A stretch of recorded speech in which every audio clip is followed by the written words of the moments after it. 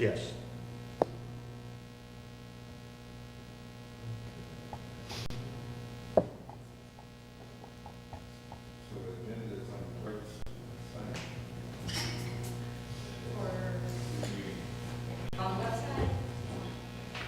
The agenda. I appreciate it. I got one. Where? Should be right under that. Yeah. Pick one off. A lot of stuff on I know.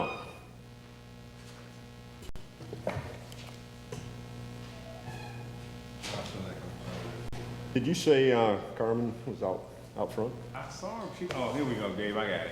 Yeah, I think she just got sidetracked on her. Yeah. I didn't leave you out.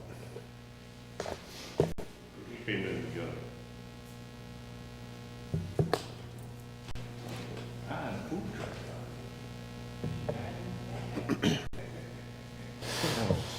Oh, I guess I was. There she is.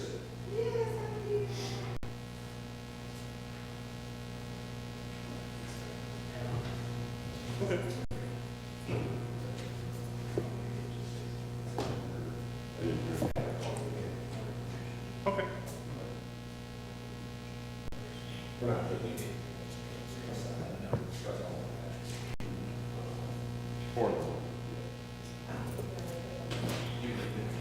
Yeah.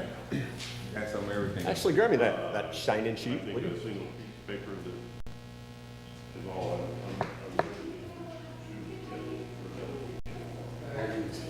They're gonna do it together. We're gonna do it. I have no idea. See anybody else outside? No. Okay. I know what it is. I just did my. That's probably what I did. Did you? I don't know. I'll wait for you. I've what for different houses. I live in houses.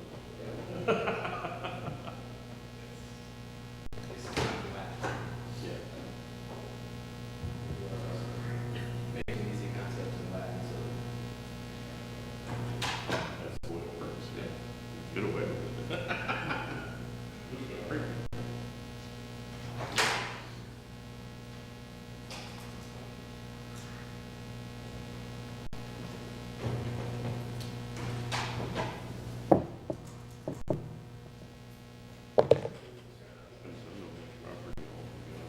There she is. I figured we'd give her a few minutes.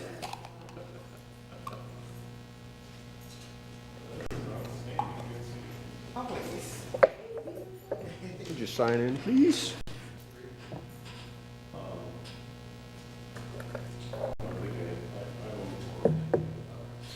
Didn't see Sherry, did you?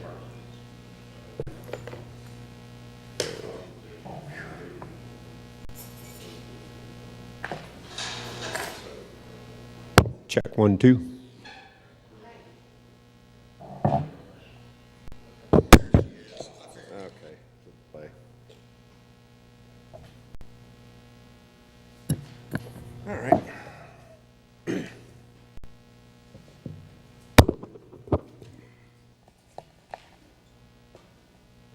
All right, it's 5:34. I'm going to go ahead and call the meeting to order. Is there any public comments? No public comments. Roll call. Barron? Here. Malone Marshall? Tolly? Present. Noble? Here. Cobbs? Lewis? Here. And I'm present. Okay. Hopefully everybody received the minutes by email because one's 17 pages. And it was 19? It might have been. Anyway, if not, I do have a hard copy here. Does anybody need a hard copy? I do. Okay. There's a hard copy. There's a hard copy. And Thank you so much. I couldn't see it.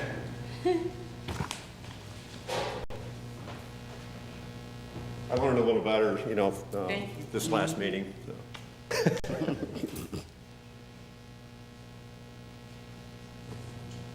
I'm going to take a few minutes to look at those since you didn't have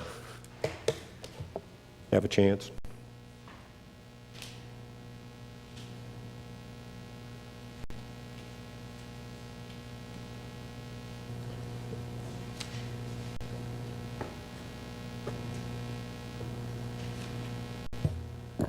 Make a motion to change all references to B-A-R-R-O-N to B-A-R-O-N.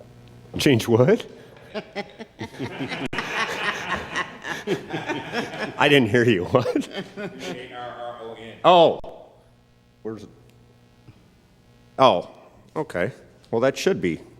There's a All mistake. references. How did that? As such. Okay. Interesting. Okay. Make a note of that. It looks like a typo. I found another one. You have an S on Cobb, you're doing things. What's that? You got an S on the end of my name, you do it.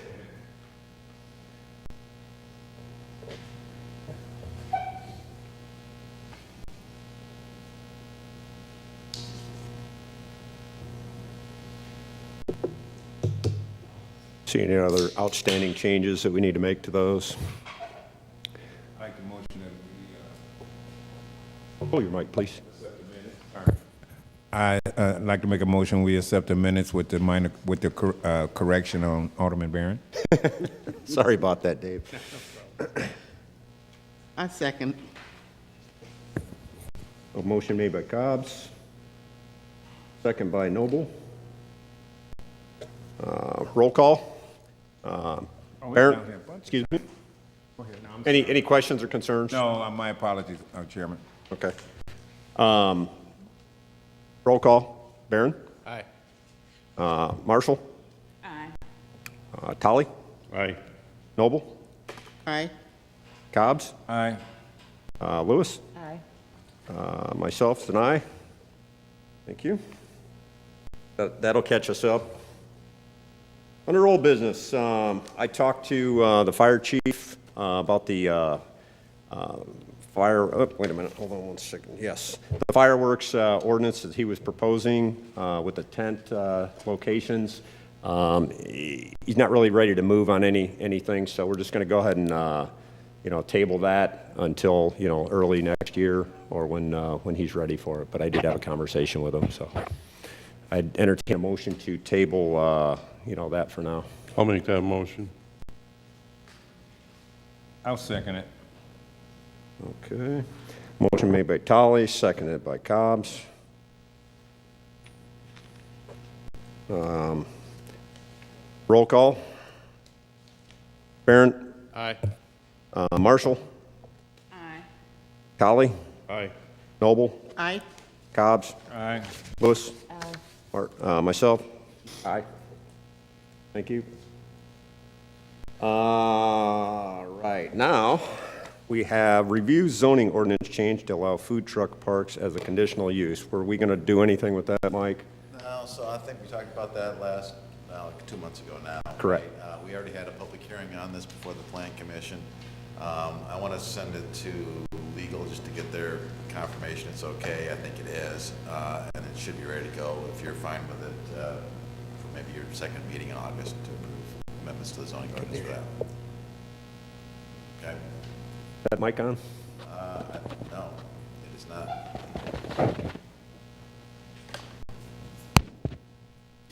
Says it's on. Hello, check 1, 2. It's just really faint. I guess. They're all on. This one any better? Yeah, this one's There better. you go. All right, we'll go with this one. All right, so anyhow, food truck court, we did have a public hearing on some amendment to the zoning code to allow for food truck courts on private property as a conditional use. That I want to send to the city attorney, and assuming they're okay with it, we should be able to go to the, put that on your city council agenda for the second meeting in August, I believe. Same thing as, we haven't really changed anything since last time you saw it, so it's ready to go. Was there any questions, concerns? I know Alderman Barron was looking at the C1 use. Is that something we were going to revisit? You know, was that still an interest or an addition that we, you know, we could come back to later on? There, as far as with the food trucks, there was, a question as far as us having food trucks from Kankakee County under the same, fee as the city of Kankakee. And, I just wanted to bring that back before the ordinance to see if we could possibly make that change for people outside of Kankakee County instead of just the city of Kankakee. That was under new business, if Oh, we it could, is? yeah, if we could Oh, all right. revisit that.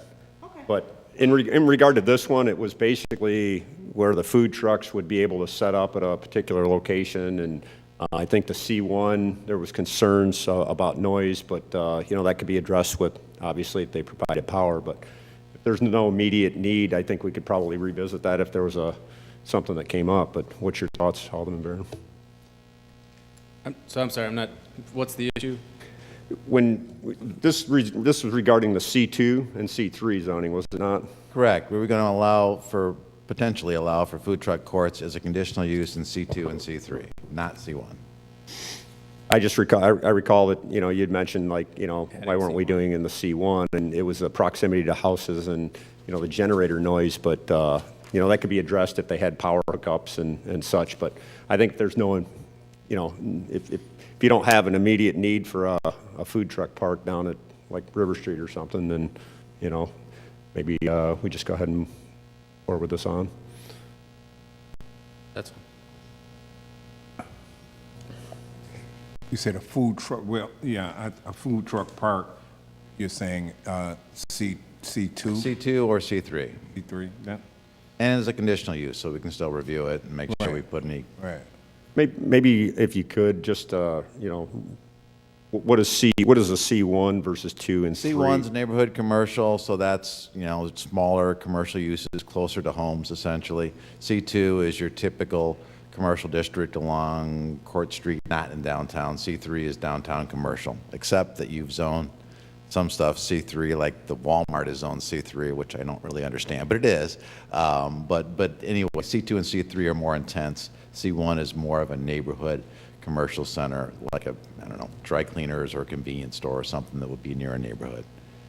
And that's really typically in locations which wouldn't have a high enough truck count or car count to make sense as a food truck court anyway. So C2 or C3 are really more appropriate. So we consider food truck parks, we're talking about multiple vehicles? Multiple vehicles, yes, not just Just to one. get that Yes, clear. yeah, this is, Okay. you know, 3, 5, 6, whatever. I think you were talking originally 3. I mean, was there a number put in there? I don't think there's a set minimum, but, well, it's going to depend on the size of the property. So no, we didn't put a specific Right. number on it. The one that we've reviewed so far, I think, was 6, but. Alderwoman Marshall? So C1 would need does not need a conditional use? No, we wouldn't allow them in C1, I don't think. Is what I'm suggesting. Is it not allowed, or is it allowed? It's proposed, Ordinance saying no? well, right now, it's not regulated at all. I mean, we Okay. don't have any provisions for food truck courts. We did allow one as a conditional use on Harrison fairly recently, but that was done as an exception. Right now, we're talking about adding it to the ordinance to make it clear that you could do it as a conditional use in C2 or C3. But it doesn't say that it's not allowed in C1? Well, the proposal is to not allow it in C1, but if you want to include it in C1, it's still a conditional use, and you'd still have the opportunity to review it. So you could do that. I'm suggesting not doing it in C1, but if you guys want to, then we certainly No, could. I'm just asking if that's what's already in the ordinance. The draft ordinance is only in C2 or C3. And not allowed in C1? Correct. Thank you. There was something that, since we're talking on the food trucks, there was something that came up in another ward. A food truck is parked in very close proximity, right next door in a parking lot next to a brick and mortar store. And it is having an effect. Something maybe we should, you know, consider. I don't know, you know, I'm not super big on regulations, but, you know, if it's, you know, if our brick and mortar stores start seeing an impact, then, you know, maybe that's something we need to look at. I do know that Bradley, they just implemented so many feet from a brick and mortar store. You know, I don't know if that's, you know, obviously it's kind of like the tents, you know, I mean, if one shows up, let's just say at CVS, what's the enforcement, you know? Yeah, you're absolutely right. Some communities have said that there has to be a certain distance from, particularly from food and beverage establishments, because that's typically what a food truck is competing against, right? I'm with you in that I really wouldn't want to overregulate it until it becomes a problem. If it becomes a problem, then put some restriction on it.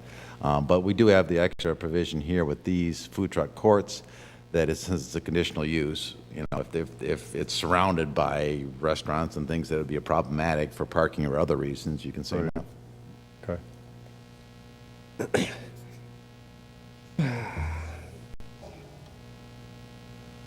So I guess, you know,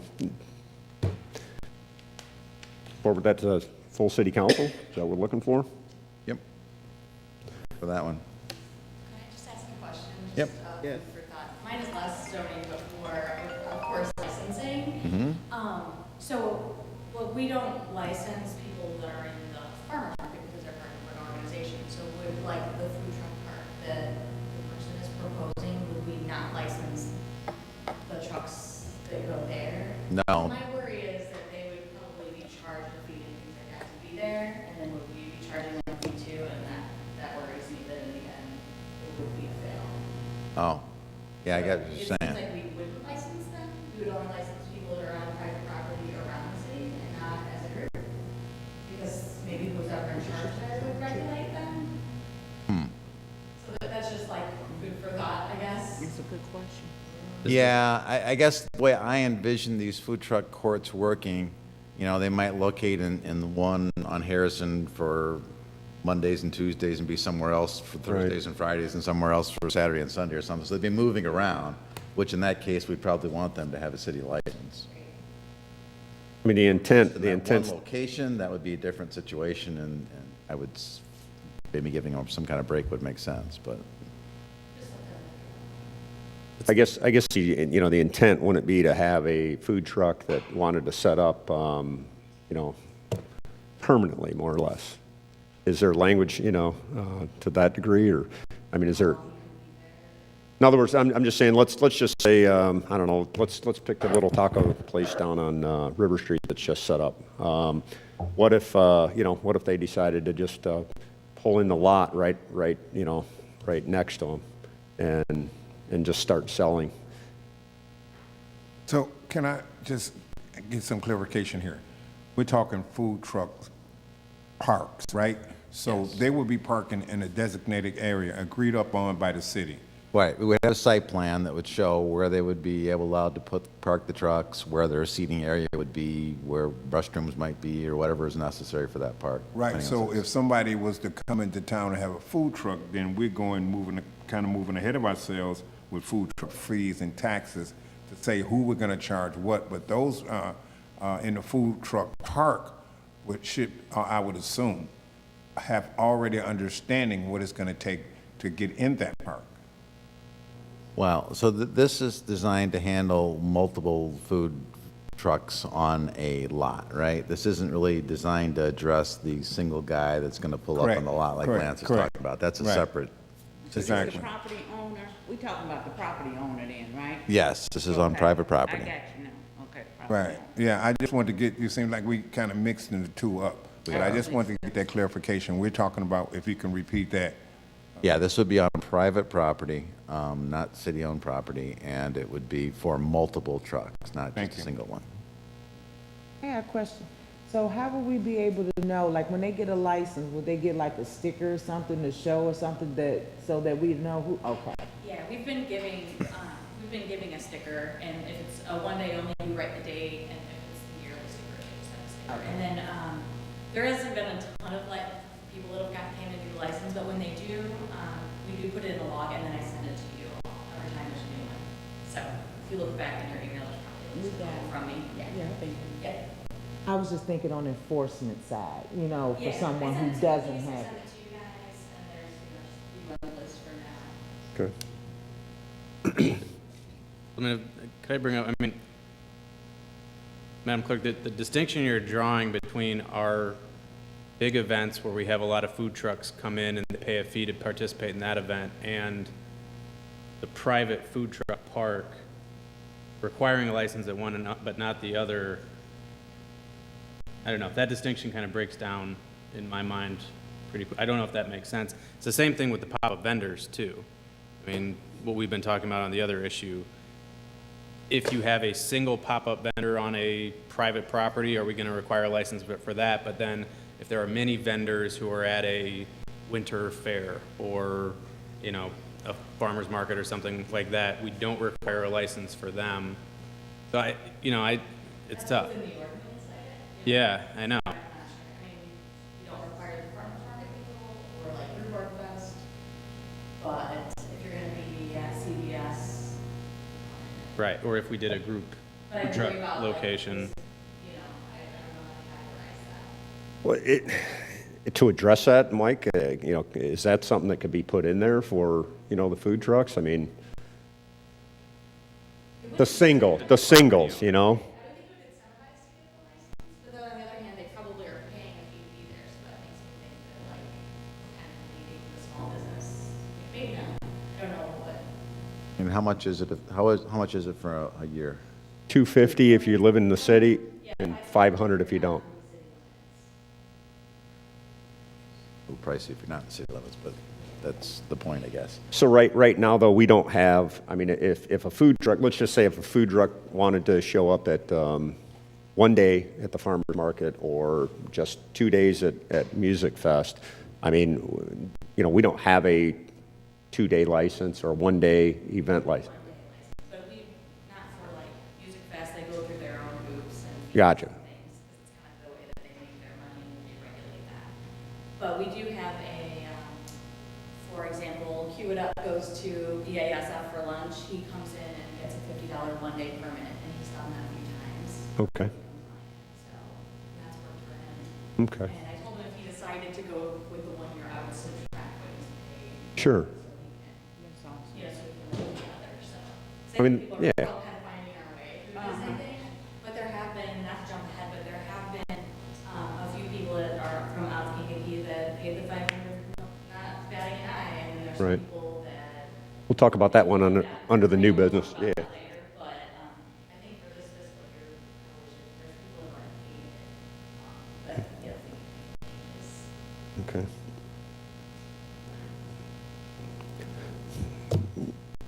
Comfortable with the C, you know, the C2, C3. Everybody's comfortable, I guess, forward it, you know, legal's looked at it. Did we vote on that before? Huh? Did we vote on that before? I don't recall voting on it. I mean, you know, it's an ordinance change, right? So, I'd make a motion that we recommend to the full council to adopt the change to make food truck parks conditional use in C1, C2 and C3. Second it.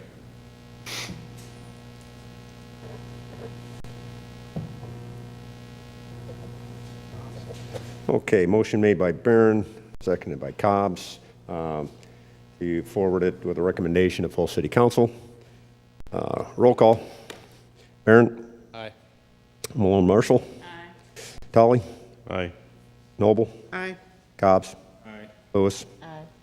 Myself's an aye. Thank you. All right. You ready again, Mike? Review modifications to the R2 zoning Sure. district. So this is designed to address the problem we have in town where we have got lots and lots of lots Hundreds. that are smaller than our required minimum lot size, right? Right now, in R1 or R2, we require 7,500 square foot lots. We hardly have any of those. that are all much, much smaller, right? And particularly in corner lot situations, what's happened all over town, don't really know how it's happened, but it has happened over and over again, where we've taken that traditional single-family lot and split it into 2 lots. And so there's 2 single-family homes on what would normally be 1 lot. So these lots are in the range of 2,400 to 4,000 square feet apiece, and there's at least 1,200 of those around town, right? And right now, they're all legal non-conforming, which means if anything ever happens and that house burns down or something, you can't rebuild that house. It also means, if that's the case, it's really hard to refinance those things or to get a new loan on those properties, right? So somehow, we got to figure out a way to make them the legal and appropriate so they can be rebuilt, or say, no, we don't ever want them rebuilt. We want those lots to be consolidated in the future. My mind is, since there's so many of them, and I think it'd be a huge loss in terms of availability of housing, in terms of tax base and everything else, I think we need to find a way to make it work that those would be illegal and you could rebuild that structure. Not with increasing the density any more than it already is, keeping the same density, but allowing it to work. So what I'm suggesting is what we do in those situations is we rezone a lot of those corner lots to R2 and allow you to have a single-family home in R2 on a smaller lot. So a single-family home on a 3,000 or maybe a 4,000 square foot lot, and maybe there's 2 of them on the equivalent of what was 1 lot before, which is what's out there today. Or in the R2, you can also have a 2-family lot, two-family unit, but that 2-family unit would have to be on the full 6,000 or 7,000 square foot lot, right? So the density would remain the same, but you would have the option in R2 to either have 2 single-family homes on roughly 7,000 square feet, or 1 duplex or 2-unit on that area. We would also have to adjust the setbacks, because in a lot of those situations on corner lots, you could not meet the corner side yard situation, so we'll have to scale that back to better match what's out there right now. But this is one way to address what's out there and make those things legal, avoid the number of variances that we have, and get rid of the legal non-conforming issue, which is a continual problem in this community. So that's what we're proposing. I have not held the public hearing on that yet, so the next step would be, if you're comfortable with this approach, we would have a public hearing before the planning board to propose this text amendment, and then it would come back probably to you guys to say, planning commission supports it, you're all right with it, and then we'd have a city council vote after that. So that's where we are at on this process. We do have language. I think I included in the packet 2 months ago for you.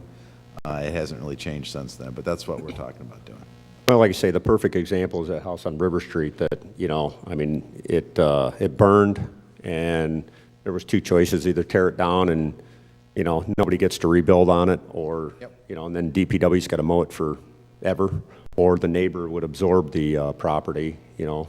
But, you know, the guy, you know, went to the planning board, and I think they did like 4 different, like 6 variants. Yeah, it was crazy, because like there wasn't enough in the back, there wasn't enough in the side. So, but they made it work, and it actually it's a decent looking little house, and it's back on the tax rolls, and I think it's a good move, because I just can't believe we haven't run into more situations where, you know, a lot of these houses, I mean, if the finance, you know, if you're going for financing and they go, well, if it burns, you can't rebuild it, you know, it's a problem. And I mean, there's a lot of houses that fit that bill. I'm getting calls from realtors at least once or twice a week about this issue, because they've caught on now that they need to pay attention to it, and they call us, I think this is zoned, yeah, it's legal non-conforming, and explain the situation. So I think getting it cleaned up would be beneficial for both the property owners and for the city.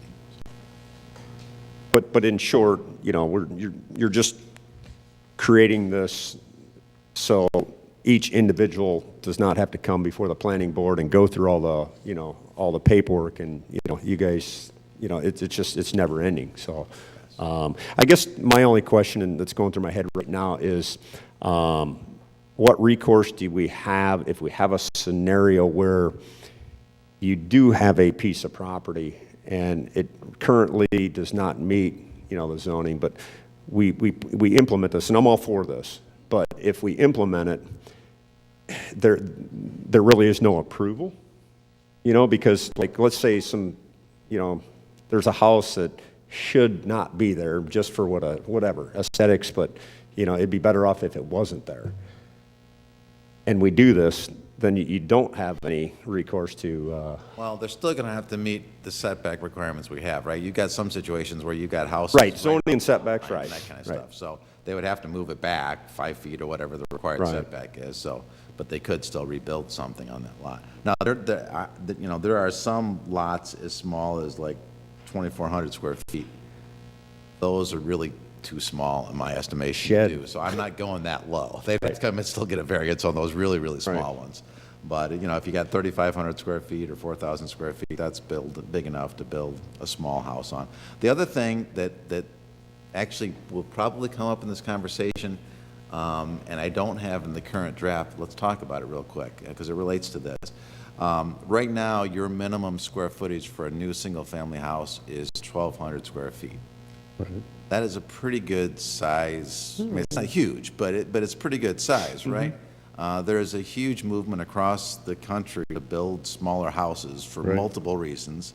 One, everybody doesn't need a huge space. Two, it's really expensive to build something right now, so maybe we can get some smaller houses built at a smaller square footage. So some discussion has been, let's drop that to 800 square feet or some lower number as a minimum to encourage people to start building on some of these lots. I personally like that idea, but I'd love your feedback. If there's some reason you think we need to keep it that high, we can do that. But I would really like to see some new home construction in town. So things that we can do that aren't too burdensome, that would encourage that, I think are helpful, so. I would certainly back some smaller square footage Okay. allowable myself. Any discussion? I mean, everybody, I'm sort of torn. I just can't visualize an 800 square foot house in a historic district.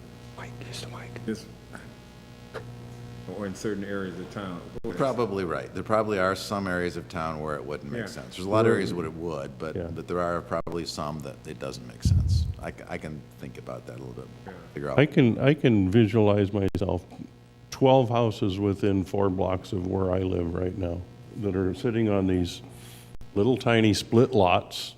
Some of them are old garages converted at some point or another, and yet they're all, they're small houses. Well, it's just that to ensure that they conform with the neighborhood. Without it, well, I mean, yeah, that's the other side of the equation too. So would these be like those houses that's sitting on the alley? That's what we're talking about? Like the ones that's on the alley? Those are like is that like The ones I'm 1,200? thinking of are, Yeah, okay, I can recall those. Yeah, a lot of them are on corner lots, and then there's an alley in between. Yeah, that's where most of them I was wondering are. how those were okay in the first place, but now I see. Well, I'm not sure. I won't guarantee it was done legally, but it was A done. lot of things happened years ago. I was just wondering how that managed to be, when you start talking and then Right. you have all these Yeah. stipulations and then you see these houses built on these little lots, so, okay. But as you say, if we're amenable to allowing some smaller square footages, and that becomes new construction, now you have an opportunity to make it fit within the neighborhood as opposed to, some of the older lean-tos that have been moved into and made into a residence at some point or another. So Alderman Cobb's, would your concern be, let's just say you have down in Riverview, you have a 2-story, 2,800 square foot house on one side and a 3,000 square foot house on the other. It would be an opposition that you wouldn't want a 800 square foot house. 800 square foot And little it- garage, Yeah, and then, neighborhood value, market value, what sort of impact would it have on, neighborhood value, market value thing? I hear you, and particularly in the historic district. There's I that just could be a threw- problem, but I like you said Riverview, that was a better description. I mean, how would you put that in the language? I mean, because there's a lot of places that, I know even down on the south side, there's a small house, there's a nice brick house in front, and for whatever reason, must have been a garage.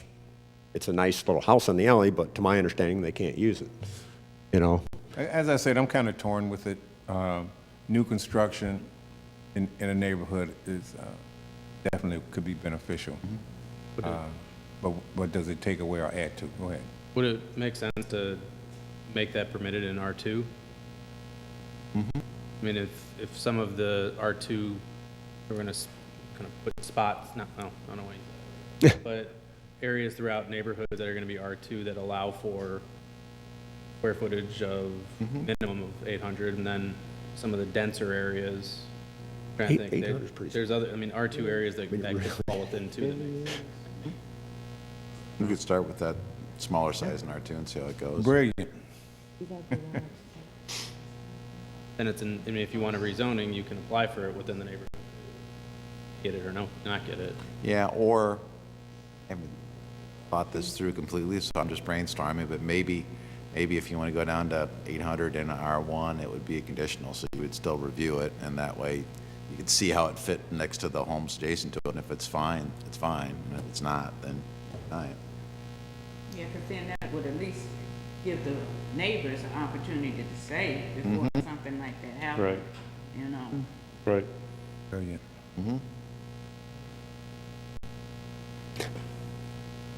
So with Alderman Barron's point, just to restate it, is that something we would consider in R2? Is it, so, I think so. okay. So I guess the direction you're looking at going, you need to hold a public hearing and, Yeah.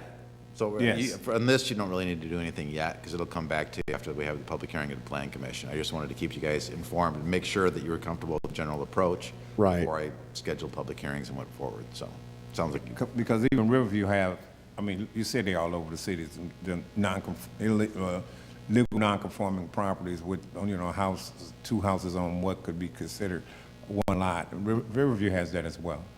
So if It's all over. if it's in R2, then yes, you already on a small lot, might as well put a small house there. That'd be something entirely different. I think Hobby Heights has a lot of that too. Well, it's throughout the whole entire city. It is. Yeah, it is, Question. it's all over. it is. I mean, I don't think there's an area that you can't find, Well, I like it that we're moving along and making some progress here, so I think I mean, unless there anybody opposed to holding the public hearing and moving this forward. I think that's a good way to go. Okay. So we'll do. All right, bring it back to us. Okay, D, pop-up tent discussion such as free phones and tablets, that was left on there from a meeting ago. I think it does need to be discussed. I mean, even after, we let the gentleman talk for about, I don't know, what was it, an hour? Let me retract that. After the gentleman spoke on the tablets and the free phones, there was other vendors. I don't know where they were from. They could have been from his company. They could have been from another company. But they were still setting up one instance was across from Paul's place at the Dollar Tree. And they were still, it wasn't on the Dollar Tree's property. Well, it was partly on Dollar Tree, but it was on the sidewalk. So the police, I believe they cited them and asked them to leave.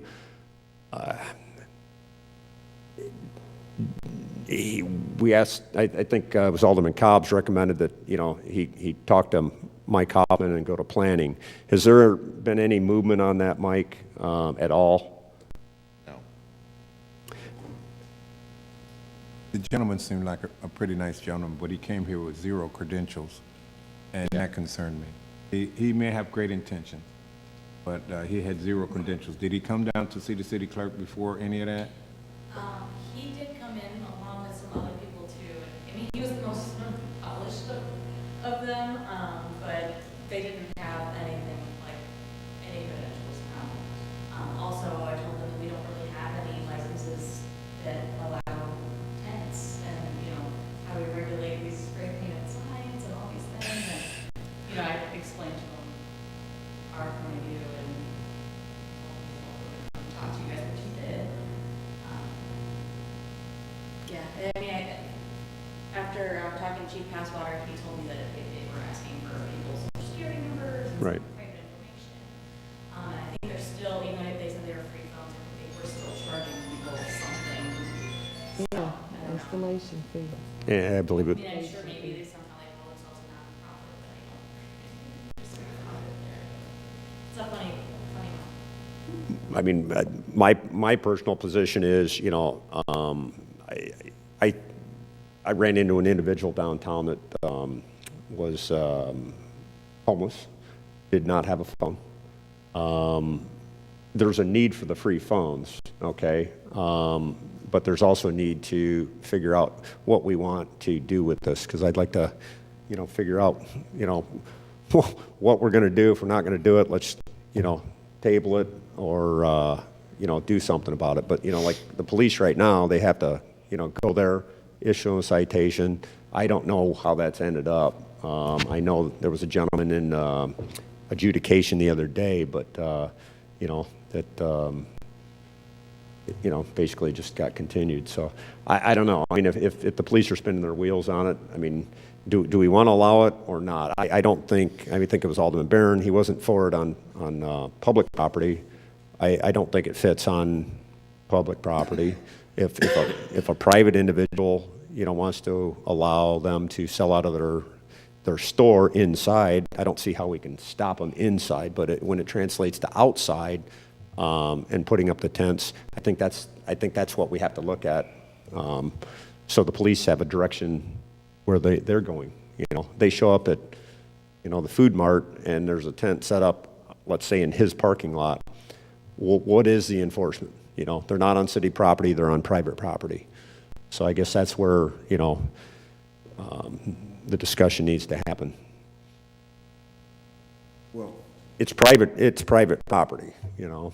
So do we, you know, obviously right now we don't want it on city property, so we don't have to do anything. You know, they'd be in violation of, you know, as it stands right now. But we have the authority to regulate the transaction of business within the city.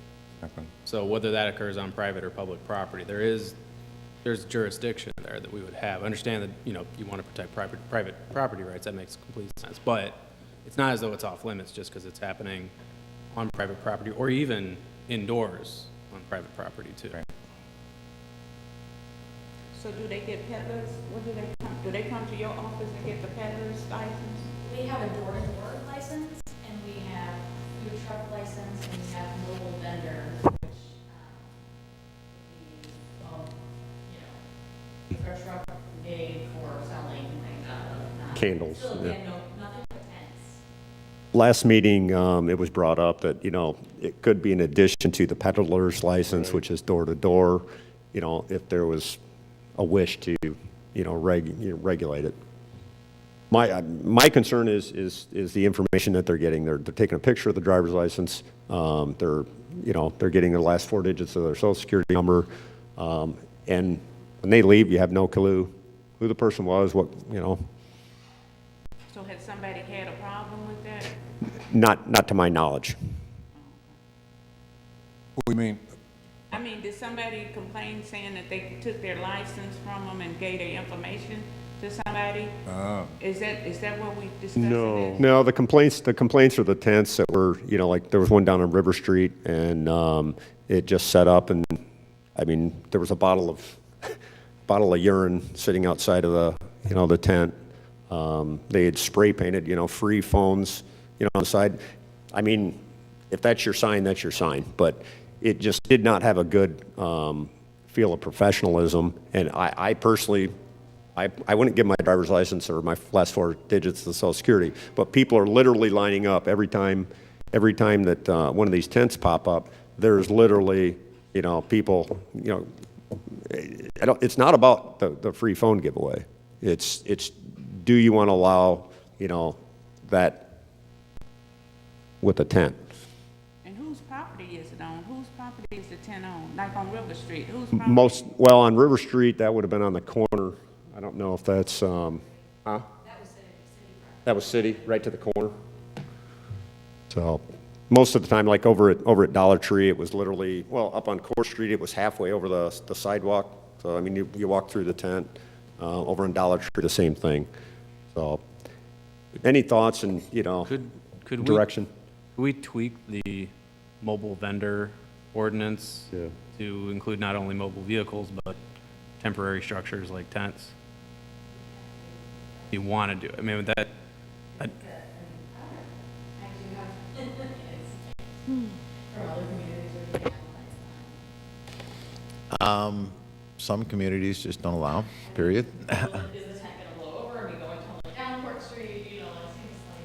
Yeah, yeah. I think those are the two ways. Either you don't allow it at all, or you handle it like a mobile vendor. And mobile vendor becomes both mobile vehicle and literally mobile vendor that's moving around with a tent, that kind of thing. And you could treat it that way. Those would be the two ways to do it, I think. in which case they would have to provide their information to us. They'd have to comply with the sign ordinance. They'd have to comply with other, they'd have to comply with our business regulations at that point.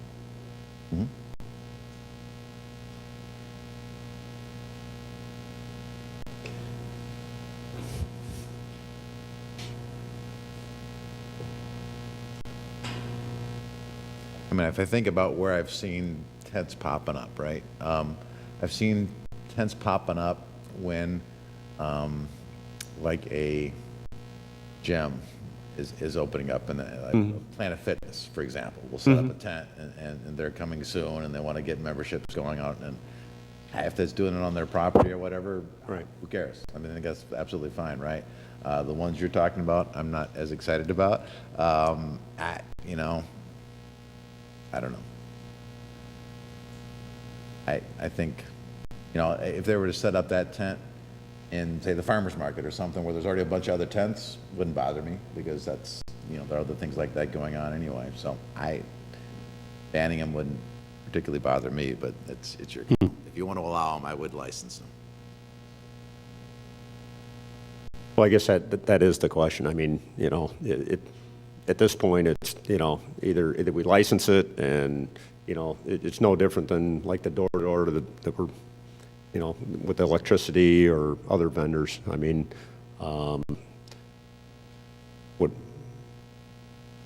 what's the committee's wish? I mean, I'm not a big fan of it, but. I just have one question. So when they come to your office, are they coming to ask to be licensed, like for these free phone things?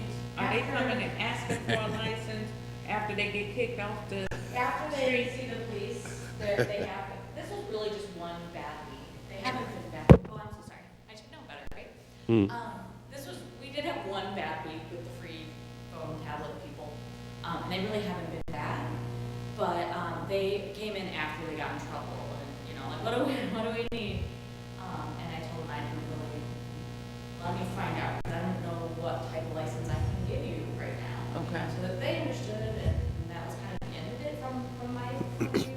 And then they sent in the more polished guy, and I don't know that he was, they're all together, they're all separate, and I don't really know how their company runs or if it's one. It doesn't seem like it's the same.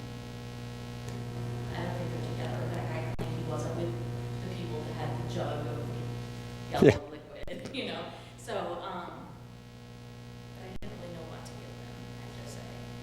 So the yellow liquid, what was that for? It was not it was a bottle of urine. Huh? It was a bottle of urine. For what? Well, obviously, they had to relieve themselves while they were at their Oh, no tent. place to use it, so they. Yes. So it just wasn't. I mean, I got the phone call, and I'm like, okay. So I went down there at the same time that the police were showing up. So, I mean, Did you investigate the substance? No, I'm just kidding. But, It's just, I don't see them in other towns that look nice on their main drives. And then Yeah. You drive through Kankakee and then you have like the spray painted sign and the free phone. and I kind of took offense to that. And I'm not yeah, gonna lie. It's like, are you Yeah. preying on people of our community? Or Right. I just can't quite, it just doesn't feel good. And then he came to the I'm clerk's, for helping people for sure. Right. But, he came to the clerk's office, no credentials. He came up here and spoke for quite a bit of time. Didn't have a business This is card, after they're in trouble. documentation, or anything. And I'm like, where do you think you're at?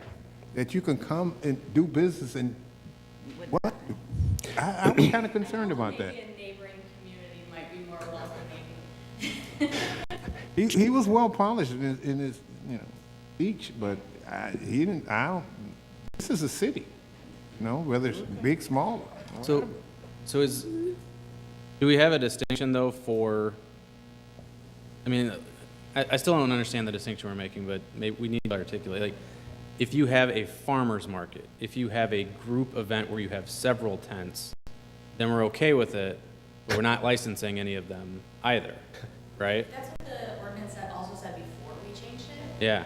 That way, because the farmer's market has their own, their own fees and things like that. And then if we were double charging, or maybe we, just kind of seems like it's over-regulated, I think. But I'm just telling you what the ordinance says. I didn't create that before either.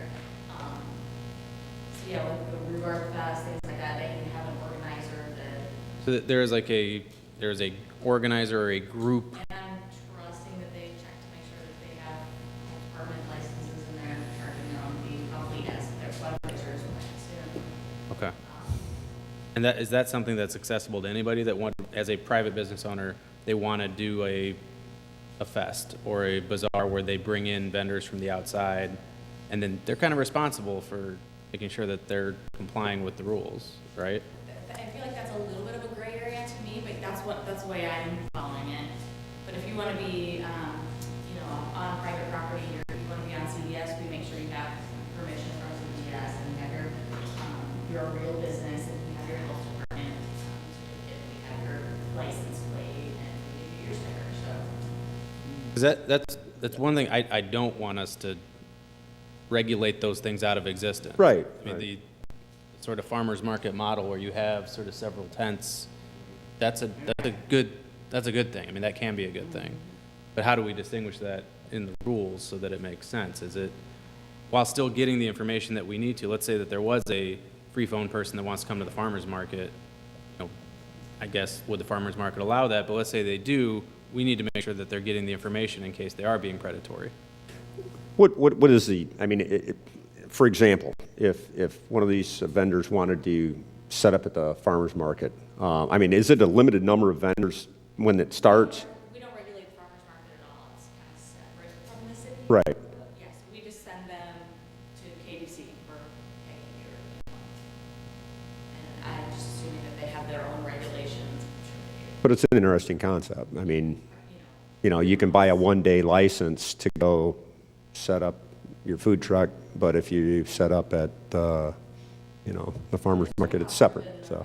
$50 event, one-day event, like we charge one food truck to be in the farmer's market. They draw the big crowd and everything like that. I'm sure they pay, I don't know what they pay, but I'm sure that it's more than what we do for a single person. If I recall, it was very hard to hear the last meeting with the mics. Chief, I think Chief Passwater at the time was saying they come to town, they hit it hard for a couple days, and then they're gone, right? Yeah, I think it's because we get called and we run them out. I mean, I don't know if they would be if we get called and push them out.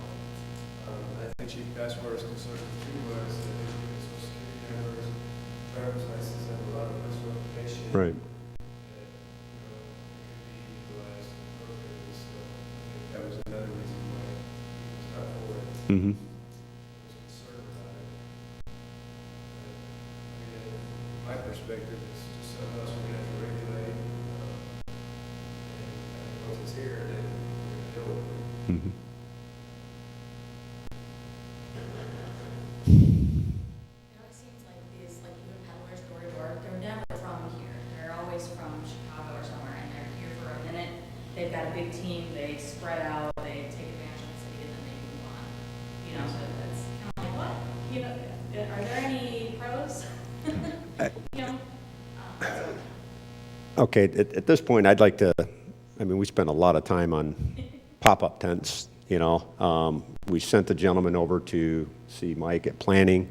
He obviously didn't go there, so I'm not sure there's a real interest, but me personally, I say I'd like a motion to maybe table this until, there's a problem again.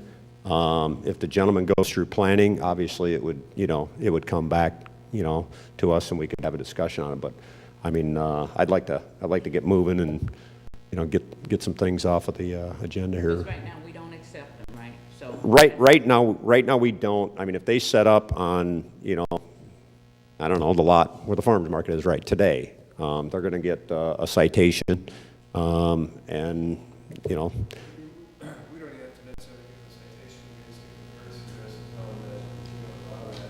right. They usually just move on, that. So we usually just do it on a one-on-one basis, we get a call, so the patrol unit's not gonna check it out. They have to have a permit. I think the guy even said this was very right down here because he came from up north. Right. No competition's down here, so that's why they come down here and fill the area, and then pack up and move on to another area. They look at your demographics and everything like that, and that's how they land here. Yeah, because they only deal with people that receive some type of public assistance, because if, In the system, yeah, all the people in the area that were indigent or has received aid, he said that. yeah. So he had, they knew where they were coming and they knew our population. So that's why they come here. I guess my issue is that they don't help people that don't have an income. So if you're unemployed and you don't qualify for government assistance, you don't get the government fund. To Stacy's point, he said that some people they charge, some they don't, and it's not like it was discretionary, I don't know how they did that, but. But see, that's the other thing, because if they can, that's why you probably have to be on some type of assistance so that they can get that money, whatever that activation fee, automatically from their account. And that may be the issue that I have, because you could tell me the fee is, because the fee is not one fee, it's a different price. So I could charge this person $20 and I can go in the account and get $100 from this person. That's where it was for me. It's not helping homeless people who don't have any type of income. That's true. I'll make a motion that we table it and Thank you. keep the prohibition on standalone pop-up tents in place for the time being. But I do think we should try to button up the distinction between sort of group event, several pop-up tents coming together, where we allow that, and how we allow that as opposed to not allowing the single standalone that's not part of an event or something. I agree. I second that. Okay. Motion to table by Barron, second by Marshall. Roll call. Barron? Aye. Marshall? Aye. Tully? Aye. Noble? Aye. Cobb's? Lewis? Aye. Myself's aye. Thank you. All right, moving right along. Crime-free housing. That was the last meeting. We had the crime-free housing coordinator come down from Palatine. If you weren't here, I think it was like a 22-hour seminar that she put, she went through in about an hour. In short, it's, I went through some of their, their regulations as far as code goes, and, we do have a lot that's similar that we're already doing, like obviously the annual license, but I mean, well, they do an annual license, we do every 2 years. But I think it's got some good bones there. I think, with the addendum, I think you have a sheet in front of you. I printed out the addendum. Where is it here? Where is it? I gave it away. Oh, I got one here. Okay. Palatine crime-free lease addendum. So if you look at that, basically this would be, added to, a landlord's lease, and there'd be certain things, certain requirements. They agree that they're not going to allow crime take place in their house. So in other words, if, let's say, a rental has, Billy Bob, rented the place, but yet, two people move in, and those people actually are, creating nuisances, whether that be in the form of, drugs or parties or whatever, that tenant would actually ultimately be responsible for their actions because it's happening because he allows them in their house, in his home, in the rental. But I don't know. I think it's something to look at and see, maybe look at, do some comparisons with our nuisance abatement that we already have in place, and maybe, talk to the chief and code and, maybe see what really works. I don't see where, the addendum would be fought, too hard. And I think it'd be an asset for, a property owner as well. I mean, as most people know, it's very hard to get, problem childs out of a rental. There's processes, procedures, it's legal. If you're behind on rent, there's 5-day notice, anything, a violation, there's usually a 10-day notice. But, maybe, thoughts, Alderman Barron, I mean, you brought this, here. Any thoughts on that? I mean, maybe, I'll delve into it a little deeper. I'd like to, like I said, I'd like to go through with the nuisance abatement that we already have, and you as well. And maybe, let's look at the addendum that they have. And I mean, we're not reinventing the wheel. I mean, it's used, across the country. But I think maybe, we could ease into it a little, more or less. See what the landlords, what they think about the, the addendum. I'm a property owner, I'm a landlord, and I've dealt with situations, and it's another tool that can be used for enforcement. But I mean, look at number 2. Any member of the tenant's household, guest, invitee, or on the common grounds, any way by the tenant or member of the tenant's household shall not engage in any act intended to facilitate or that does facilitate criminal activity, including drug-related criminal activity on the said property. I mean, you would think that would be a given. You would think that, okay, But you might not know. But you might not know, exactly. Let's see. Violation of any above provisions. This is what they use in Palatine. This isn't like a draft or anything for us, but violation of any of the above provisions shall be a material and irreparable violation of the lease and good cause for termination of the tenancy. So basically, it's a violation of the lease. If you have, problems, right now, if we use nuisance abatement, it has to be, it has to be pretty serious to have 3 offenses, right? 3 offenses in 90 days or 120? 120?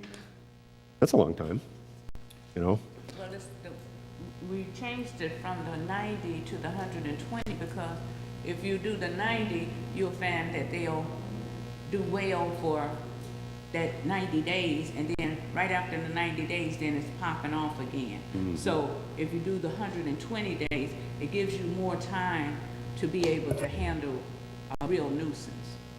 So that's why we changed it from 90 to 120, just to give you some history on that.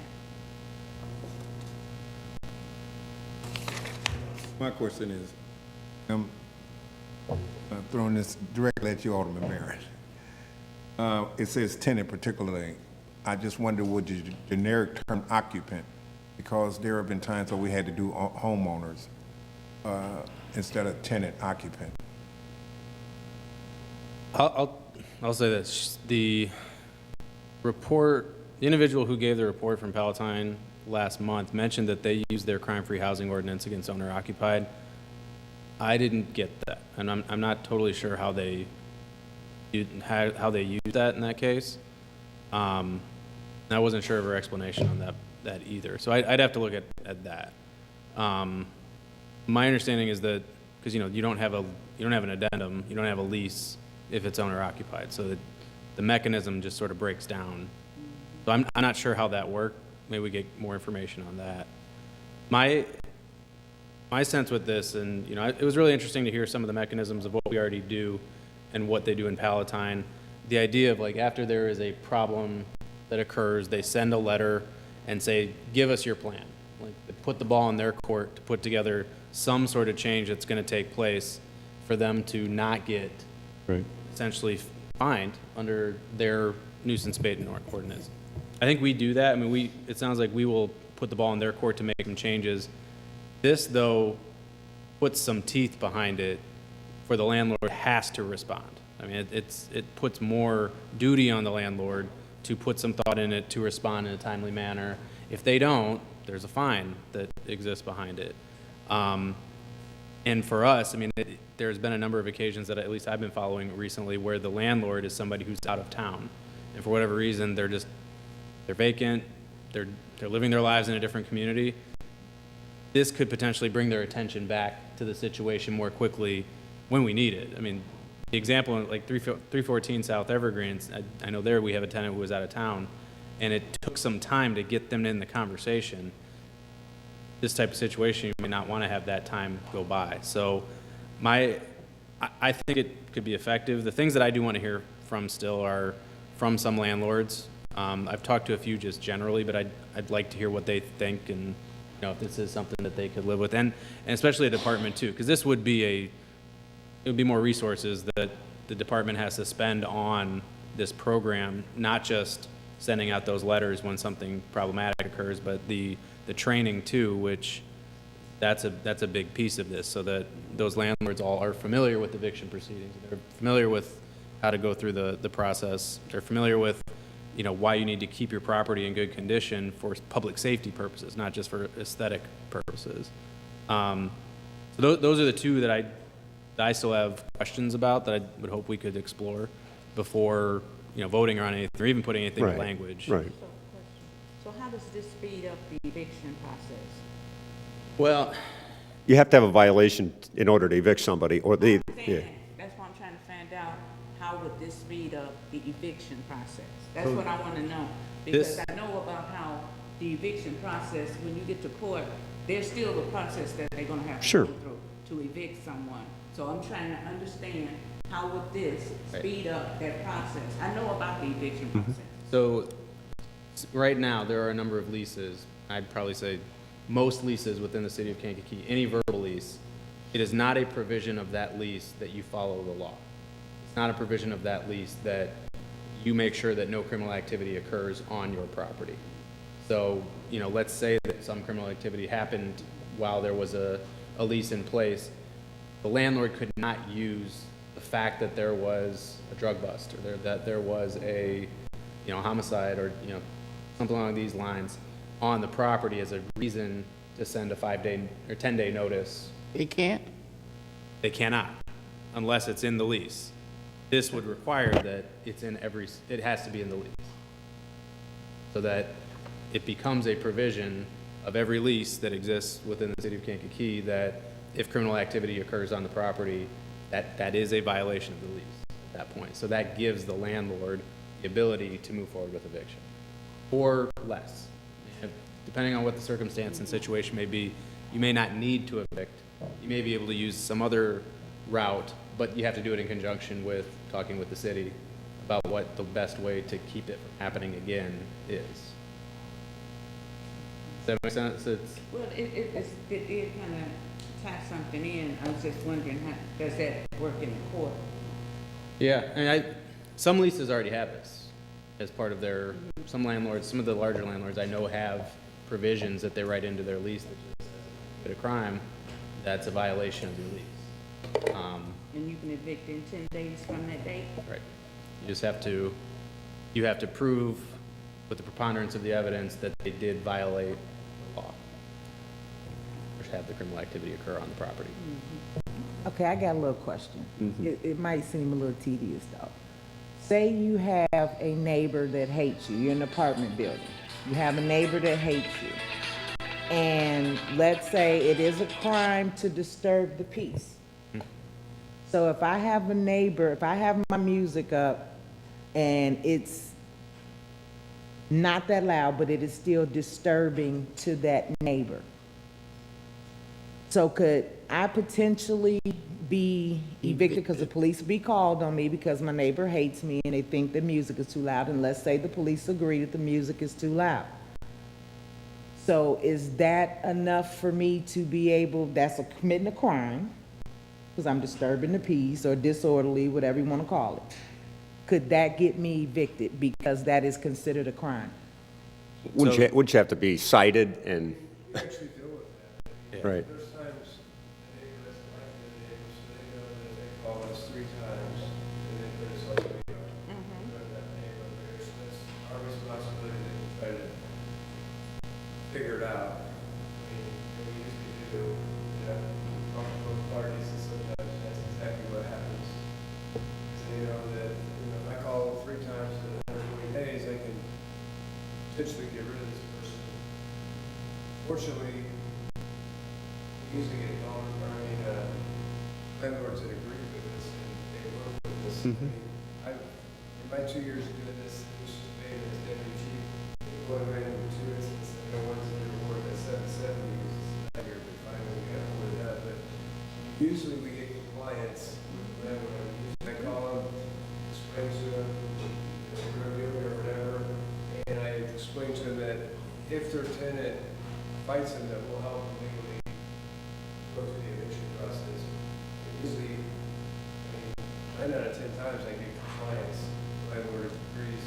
And we do have maybe, with 314, that landlord lived in Florida, his agent lived in one of the other apartment firms, so we have that, so I got a 20-year-old as his agent, supposedly managing the apartment, because our code says that you have to have an agent within the city.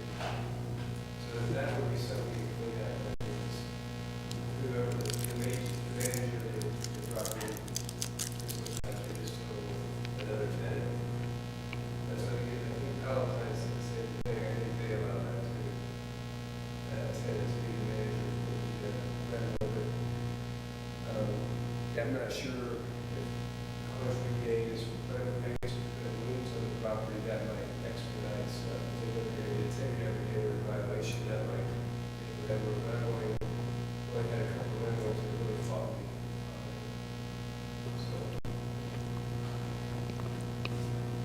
So, Well, to your point, like on the music, I was outside one evening working on the little clown car, putting a fuel pump in it, and it's about 10:30 at night, and I'm just hearing music, loud music, and I'm like, he'll shut it down, you know, I'll probably shut it down. Come 11 o'clock, then it gets shut down. I'm like, as soon as I get done with this, I'm gonna go deal with it. You know, 11:30 rolls around, it's still going on. Now, mind you, this is half a block away, so I can't imagine what the neighbors on either side of them were thinking. But I'm just saying, what if that's not the case and the neighbor is being petty Right. and want to get me kicked out? the bars too, like, especially on the west side, you know, if you look at the residential neighborhood, I mean, I've seen officers over there getting monitored this tonight, you know, they're not gonna complain, and I have to say, well, I had officers over there monitoring it, there was no, you know, they got the system figured out, so, I mean, it's something that we as leadership figured out, you know, it does happen. So to finish the story, about 12:30, you know, midnight, still going. So I call it in, city shows up, like they must have been in their neighborhood because they showed up, they shut it down. As soon as they drove away, they started right back up. My call can't come. I said, listen, I said, they turned it back up. So they did it again. You know, so that's an example of they're just going like, we ain't listening to you, you know. But, I mean, I think for the most part, I mean, the police negotiate pretty well, you know. Yeah.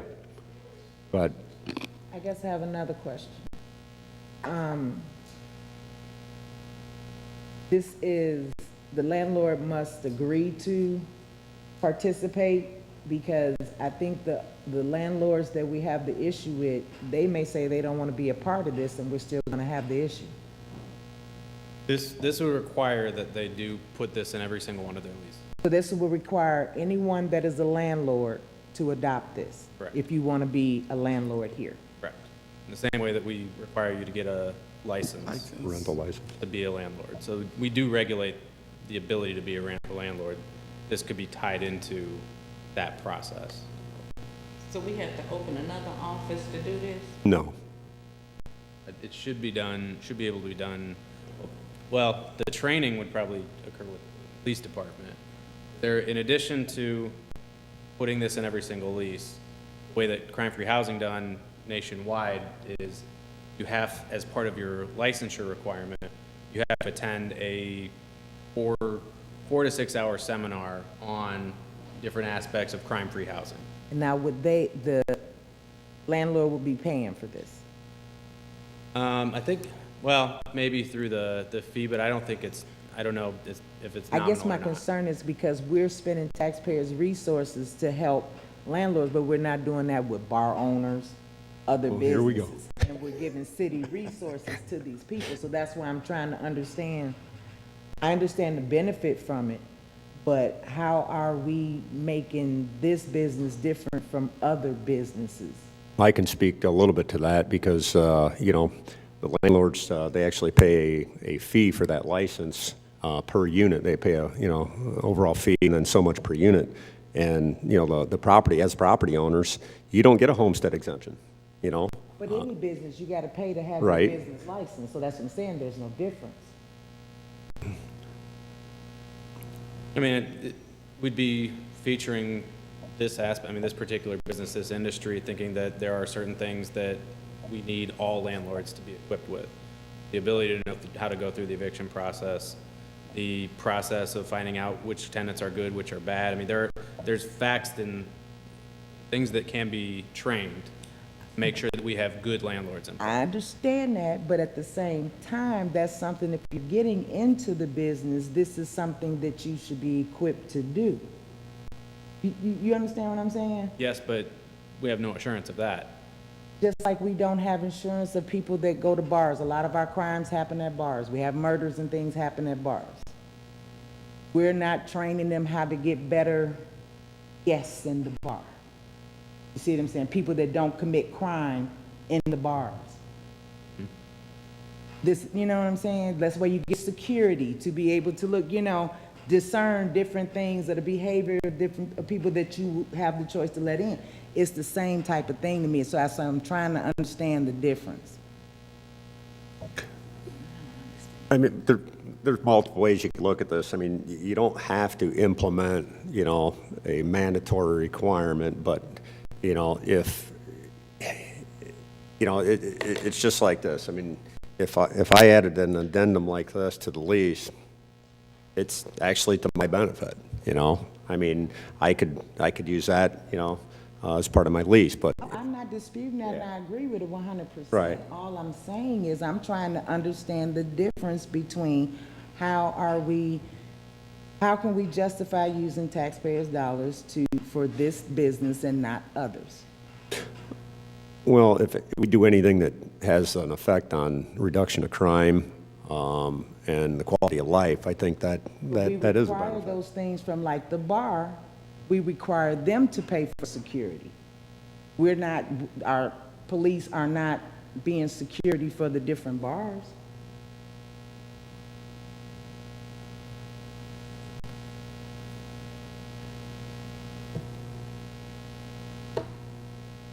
I mean, that's not the program that crime-free housing has done. I'm not saying that that's not a good idea, or, you know, maybe No. there's merit to, Give me, looking I for something like understand the whole thing. I'm just trying to figure out how we're doing this because I don't see a lot of our landlords doing what it's gonna take to bring their houses up. We have so many properties around here that have slum landlords. I do not see them participating. but this, I mean, this would be a requirement that they participate, and if they don't like it, go Look how many elsewhere. people that have renting property out and do not have a rental license in our city. We have a lot of that. Right. Well, that- I So mean, then it that's- has to be regulated, that's why I guess I'm asking, so we have someone that's gonna go through every home in the city to know who's a rental, to make sure that property is a landlord that has a rental license and all this different thing. That's gonna be even more costly. That should already be done. That has nothing to do with this particular provision. If somebody doesn't have a license or not, that's already part of our regulatory system. But like, But I'm saying, we have people that rent a property that don't have a rental license, like the Airbnb in my ward that I just found that redesigned the whole house. Right. Thought it was a single family, it's 2 units and an Airbnb. We have no idea about this. Just like we don't have any idea about a bunch of people that are renting that do not have licenses. They're violating the law. I don't know what to tell you. I mean, Eventually, they'll get That's what the problem is, it's the ones that's not following the law. That's the thing, is, Yeah, I'm trying to figure out how can we make sure that, you know, the people Well, I that mean, are through the no- cracks no- with that. yeah, this- no regulation is gonna be it's not gonna solve every problem, but we do have a lot of landlords who do have licenses that we could provide training and make sure that they have this in their lease that would benefit the community at large. And it's not gonna solve every problem, but it could potentially solve a great deal of problems, especially because we do have a sizable rental stock within the community. So it's not just touching 20%, 30%, it's 50% or more of our housing stock. So it won't hit everybody, but that's a problem in and of itself that we need to look at anyway. I guess that's what I want to, how do we prevent that from, you know? Yeah. Because it's obviously an issue. We obviously have these slum landlords that, you know, that is not doing anything with their property, and it's okay. Well, if it's a crime that occurs, then police are gonna be in touch. Sure. But a They lot don't of them have a don't rental even live here. A lot of them don't even live here. and through the decades, that's what keeps coming up and up. I mean, honestly, out of town property owners. We do They have have an a address for family them. member or friend that's dealing with it, they off in Florida or wherever, you know, and don't really care about the property here. But we do have an address for them. We know that there is some way to contact them because we have where the Property tax bills manager, go. they have to have a property manager to get, Yeah, well, not even that. I mean, if you haven't, we know who the property owner is ostensibly of every property, and they have a tax bill going to them. So we know how to at least get a message to them, and if they don't respond, you can lien the property. There's recourse like that. So you have at least the beginnings to find out who the landlord is, whether or not they've gotten a license or not. If a crime occurs on the property, there is a landlord that you can contact, even if the suspect has fled. There's a landlord that you know you have an address for.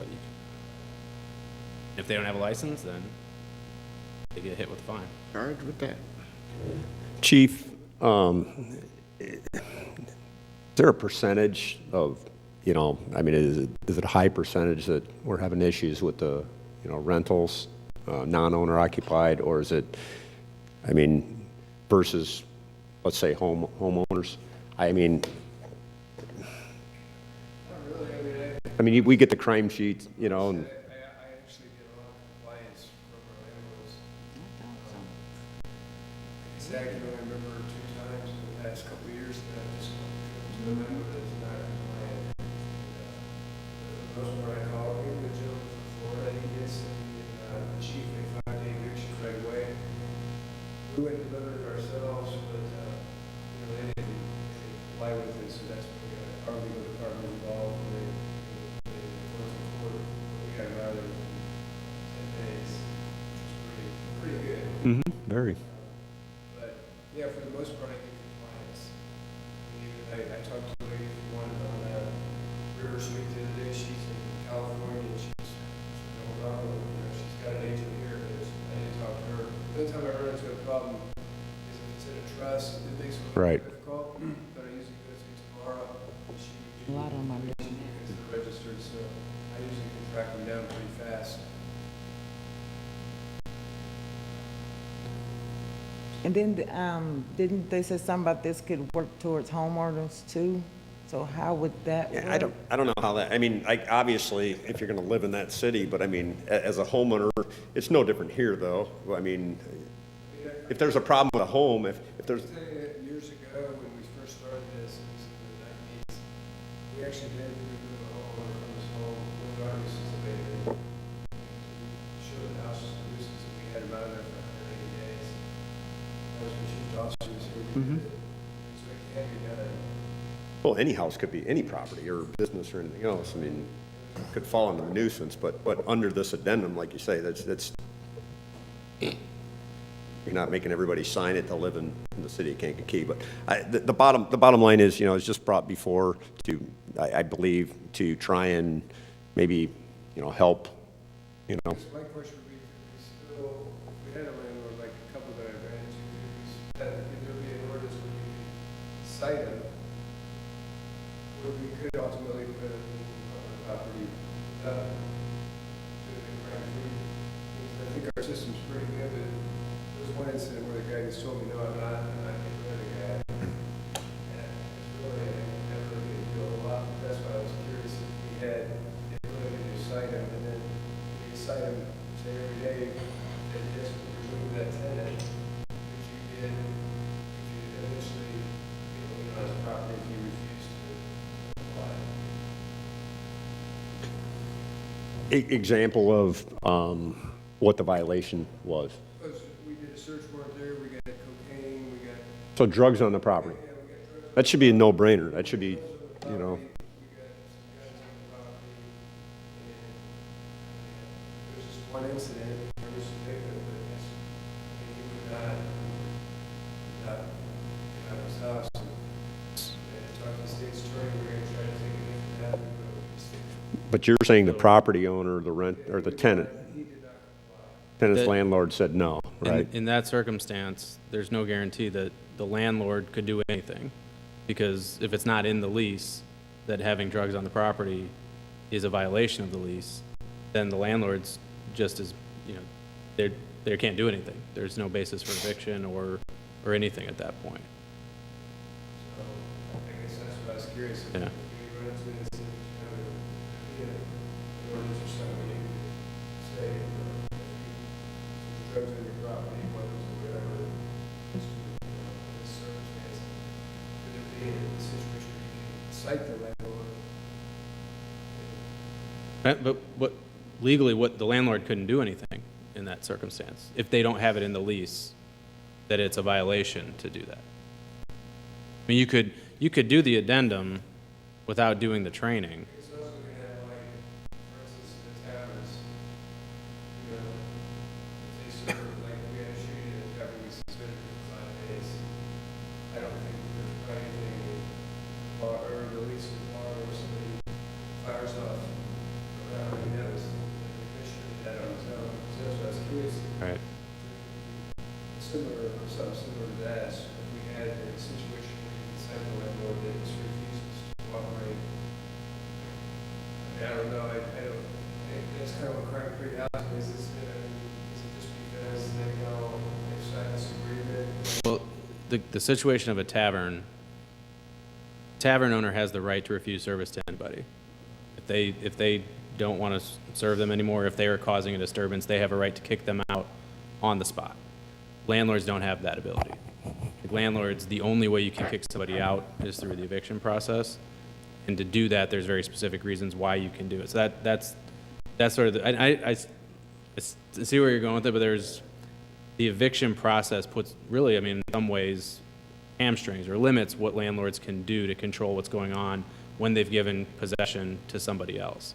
They're not responsible necessarily for everything that the tenant does at that point.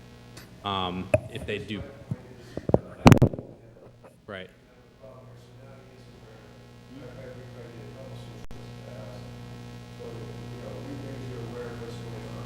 Right.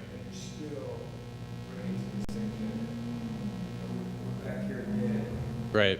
Like I said, I usually get compliant with this along this particular way.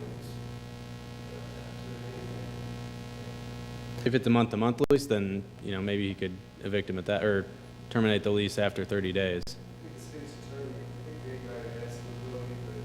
Yeah. If he's a landlord in the city, requires a license.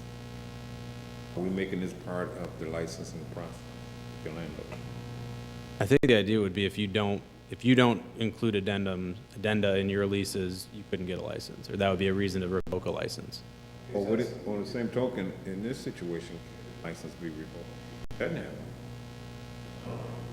If there is a, Crime committed at the crime. We're gonna continue to allow that landlord to have a license, a rental license. I don't think there's any crime requirement. Well, that's just it. I mean, you know, on a flip side, you could, I would think in order to get the rental license, you know, something could be put in place where, you know, if XYZ, you know, it would be, like you're saying, like even, you know, if you look at the alcohol license, I mean, if there's a violation of such, then you could get suspended, or you could, you know, get your license revoked. I mean, Go back to what I think, Bill said, how do you have a rental license and tell them well, but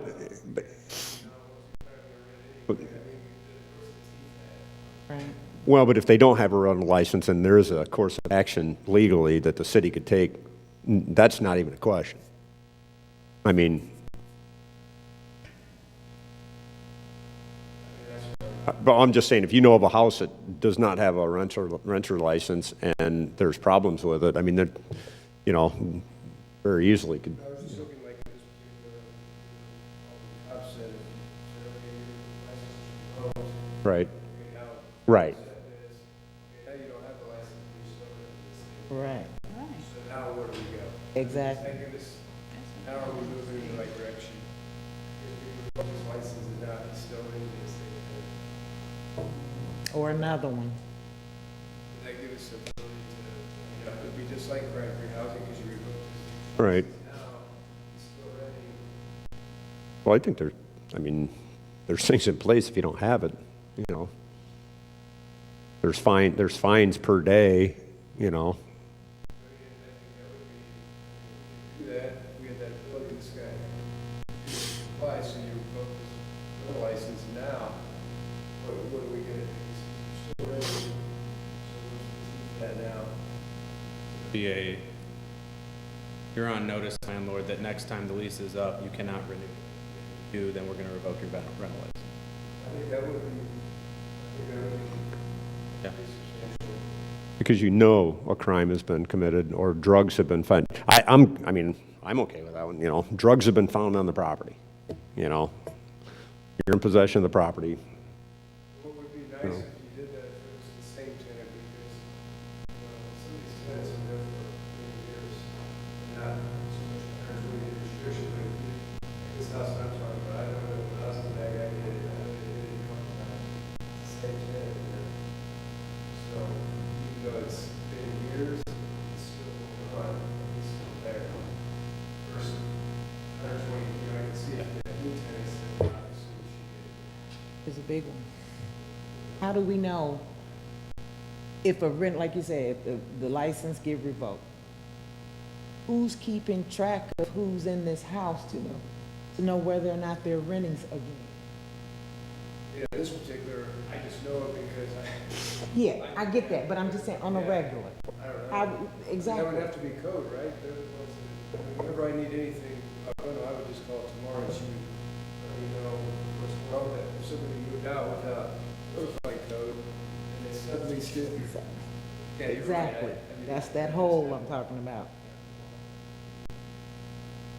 Every 2 years, if we know that there's been a problem that occurred on the property, when the rental license is up again, check at that point to see if they have not renewed the lease with that problem tenant. If they have, license. If they don't, if they haven't renewed to that individual, then give them the license again. That'd be an enforcement. I mean, basically, you're saying, you know, if you have a known offender that's had Right. 5 gun charges on him, and you continue to, you know, rent the property to the guy. I mean, So before you would give the person back the license, are they fined and made to pay this fine before they can get their license again? What's I the mean, I don't penalty? think if you revoke the license, you would say revoke until they got rid of that tenant, right? Yeah. And once they got that tenant out of there, they really didn't think that they would have to renew the license and so on. That's how I would think it would work. I don't. Isn't there a penalty for anything without a license? Yes. Yeah, we already have that. Yeah, it's fine. So that's the fine.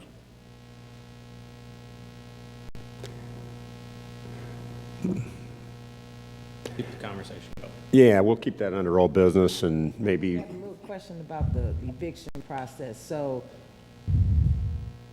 there's no 30-day notice, it's automatic 5-day or 10-day, and can the judge decide if they want to give the person 30 days? Yes. depends on what it is. I mean, like, they had an Yeah, so- emergency hearing, and I mean, Going over with Barron's, I think I've dealt with that, issue, is the attorney gave them notice, but their attorney, we went through our process, but they just didn't leave. So we were stuck with, when they didn't show up in court, and then the sheriff ultimately got them out of there and boarded it up, so it's a fine eviction. I mean, there's no guarantees, I mean, if they refuse to leave, then it's, That's what I was just wondering, if this is in place, and say the limit is, if you break this, then it's 10 days. Does the judge have the power to say, no, it's not just 10 days, I'm going to give you 30 days? Yes. Well, Yes. that, we're talking about different, that's a different period. So to give notice of breach of the lease for purposes of eviction, it's a 10-day notice. If they haven't paid rent, it's a 5-day notice. If it's to terminate month to month, it's a 30-day notice. Okay. But if it's to breach a particular provision within a lease, it's a 10-day notice within 10 days if they haven't brought the property back into compliance, which you wouldn't be able to do with this. After that 10 days, then you file the complaint. But then the judge has a lot of discretion, like you're saying, about how much time to give before an actual eviction occurs. That's not enough. And with this, it's a one-time deal? You violated once, that's it? No, so I think the idea was we put into the ordinance that if the landlord makes reasonable efforts to remedy the violation, that'd be in consultation with the police about what steps you can take to make sure the crime doesn't happen again on the property, then eviction would not be the option. That would not be the course take. it works sometimes, I mean, the landlord will call the tenant and they'll let it keep involved and you call again. right. Now, with this, is that the part of what the landlord's supposed to do to the home, far as keeping the upkeep, that type of thing, is that a part of this too? This version, no. Could make, you know, we had talked about this, a violation of the solid waste ordinance. A compliance with the solid waste ordinance, you could make that a requirement of every lease too. So if tenants aren't picking up trash, and, you know, to be fair, some landlords already have that in there as a provision in their lease, but we require that they do that as well. Same idea, then if they're not complying, you have a conversation with them to make reasonable efforts to make sure that doesn't happen again. If they do that, you don't evict, but it's still, it could be a basis for eviction at that point. Okay, I got another little simple question. I'm sorry, I wasn't at the meeting. I was out. As far as, because I remember, I couldn't hear that well, but they were saying that different things as far as the upkeep, you got the landlord would have to have the house, you know, maintained, bushes kept, that type of stuff. So is that part of it in there too, different requirements before they can do that, these type of measures would need to be taken? No, that would be, so the idea there was that there are certain changes, maintenance efforts that you can make to your house that actually make it better from a public safety standpoint. So, you know, on 314, for example, I think Overgrown one of the issues they did is they went over the next day That's and a cool thing. they cut down the shrubs so that you didn't have people that were hiding in certain places. You cut it down so you can see through the windows and out to the crowd. So there's certain steps you can take to make public safety issues less of a concern at rental housing. More lighting, I mean, things like that, yeah. So that would be, you know, essentially part of the training to the landlords. You get that? Well, another thing, like the Alpha report. It sure would be nice if there was a way to go beyond the borders of Kankakee with the Alpha report, because I had an individual, good tenant, appeared to be a good tenant, got a clean Alpha report, and he paid his rent like clockwork, but he notified to me that he was having to leave because he had a situation he had to take care of up in, I believe it was Michigan. So, if we could somehow, is that a possibility, Chief? Is there anything that would be, within the state, without a state? I mean, there's no real. There's a lot of steps that's just, some of that stuff that we have access to, we could get that out. That's why we have to limit it to the Alpha. Because, a lot of that stuff's just available for cops, courts, and corrections. It's sensitive information that we can't get to everyone. But that's information that helps make a decision on whether the guy, I get a clean Alpha report, and it's like, okay, guy's got a job, he's got a clean Alpha report, we're good to go. The problem is, you go beyond that, and. I can't run a criminal history for you. Right, right. Well, unfortunately, we have people that are renting houses for their kids they don't want to be. Absolutely, 100%. So I go rent a house, but I don't want my 20-year-old living with me, and him and all his buddies is living in this house, but it's Yes. under my name. Yes. All right, why don't we keep it under old business? We got 2 more items, and they're important. Chairman, I have to go. I can't. I got to leave. But the littering ordinance, the impoundment. Yes.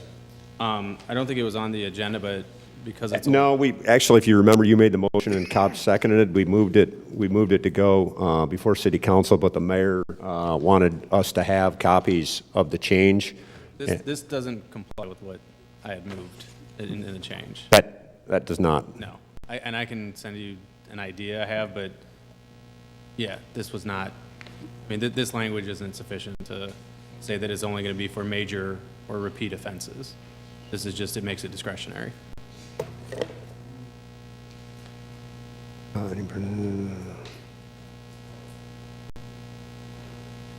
That on the agenda? And No, because it got passed out with the changes, the language change to include major dumping or repeat offenses. So obviously, I mean, that's why I wanted to, if they want to bring it here. So I think they can make that change. So who should I talk to? I'd call Chris. Okay. The idea was Absolutely. to not make it discretionary. It was to say that this is only in cases of major dumping or repeat Right. offenses. Right. You could impound somebody's car. Do you? I'll reach to Chris. I can reach out to Chris. I'd like you to be here for the. Could we skip the food truck fees and taxes and move on to the enforcement of drinking and you got to go. Wife's got book club, so.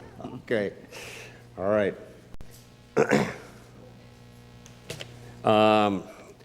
We'll keep that under old business. New business, food truck fees and taxes. If we can move on this, can you give us a little background on that in a very short summary? Sure. As of right now, what was passed is there's a fee of $500 if you do not live in the city, if your business is not based in the city of Kankakee, and $200 if your business is based in the city of Kankakee. So, we did have one food truck person kind of, not too happy about the $500. I totally understand. Maybe we should relook at that. I don't know. But on the other hand, there have been people who came in and paid it. So it's really up to you guys. But we need to re-see it. My only thing is that for this fiscal year, we do have to put up our. It's something that we look at and we change it going forward. If we think $500 is a little bit too steep, we'll get, after the fact. I guess, I heard of a situation, like I said, where a food truck was parked within close proximity of another brick and mortar restaurant. So basically, they're mobile businesses. And if you can't, if you can't make $250 or $500 over a year, it's probably the wrong business. And the thought process was behind the 500 for out of town owners was that the city was not receiving any sales tax on on what they're vending. So it's open for discussion. I think every business out there, they pay for their brick and mortar, and now you're bringing in competition. I think it's a small fee for somebody to come in from out of town and do an event. I think the one that had approached me lives in Aroma Park, and can you hear me? Barely. The one works lives in Aroma